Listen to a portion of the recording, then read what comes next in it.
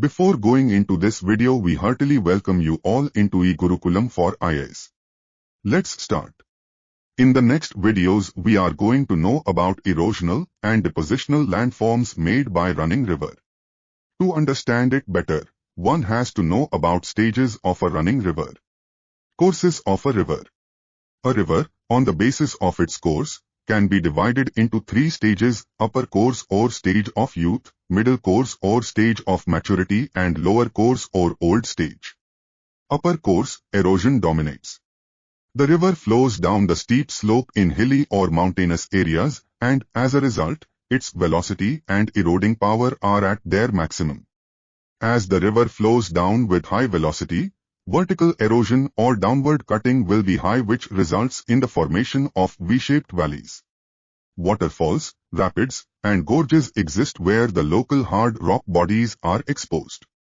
Middle course, transportation dominates. In this stage, vertical erosion slowly starts to replace with lateral erosion or erosion from both sides of the channel. Thus, the river channel causes the gradual disappearance of its V-shaped valley, but not completely. Wider floodplains start to visible in this course, and the volume of water increases with the confluence of many tributaries. The work of river predominantly becomes transportation of the eroded materials from the upper course and a little deposition too. Lower course, deposition dominates. The river starts to flow through a broad, level plain with heavy debris brought down from upper and middle courses. Vertical erosion has almost stopped and lateral erosion still goes on.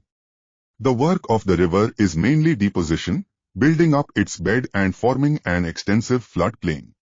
Landforms like braided channels, floodplains, levees, meanders, oxbow lakes, deltas, etc. can be seen at this stage.